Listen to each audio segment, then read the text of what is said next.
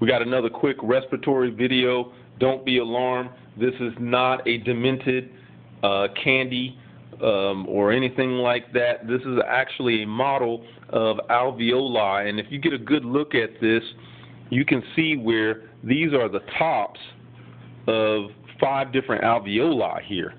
Here's the top of one, here's the top of a second, there's a fourth of a piece of one here, half of another, and then a fourth of a piece of another. So these are 5 individual alveoli here if you look at it from a superior view. But then if you turn this model around and you look at it from this view, you can see where we're looking at it from the inside, and it just focuses in on 2 specific alveoli. Now when we're looking inside these 2 alveoli, let's get some light here, you'll notice that inside the alveoli there's this gray lining that you see here in the background. That gray lining is actually the wall of that alveolus. That wall is known as an alveolar epithelium.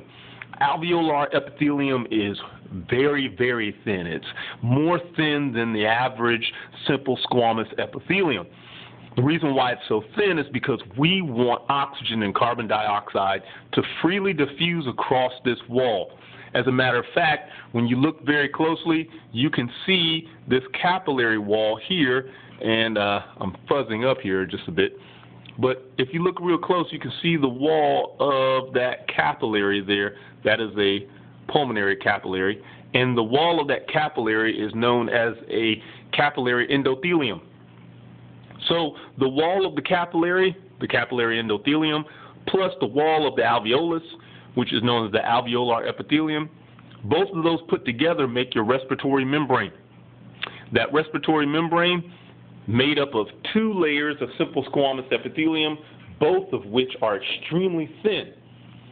That's to allow oxygen and carbon dioxide to freely diffuse back and forth. So as you inhale, oxygen arrives in the air.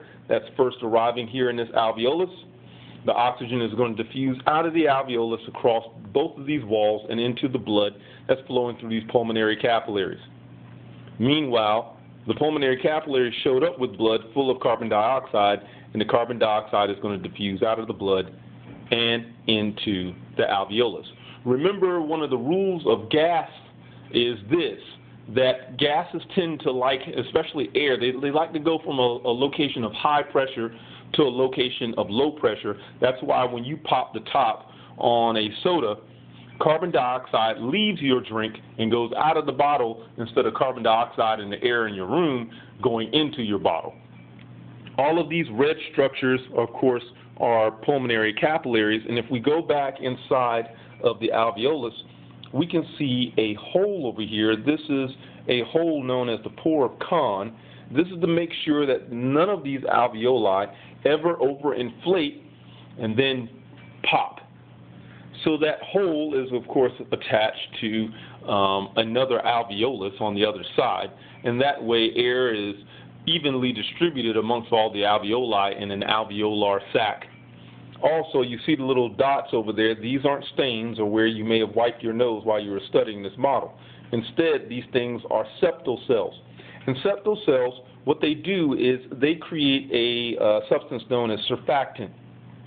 Anyone out there who's ever had a child that was a premature birth, nickname a preemie, if you've had or you may have been a preemie, your doctor may have given your mother a shot, a special steroid that stimulated the onset of the production of surfactant in your lungs before you were born, because that gives you a stronger opportunity to live and survive.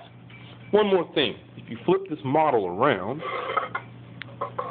you'll notice that there are these large dark black lines strapped around. These long dark black lines here are what are known as elastic fibers. Elastic fibers allow your alveoli to expand but then return back to their normal shape and size, which is very important, because as long as they can expand outward, then they can continue to fill with as much air that you can hold, which means that they're filling with as much oxygen as you can hold, which is going to always be better for all of your cells. Also, after the oxygen diffuses into the blood, and carbon dioxide now diffuses out of the blood and into the alveoli, then those elastic fibers allow the alveoli to return back to their normal shape and size, helping you to dispel of that air. And that's about it for the alveoli.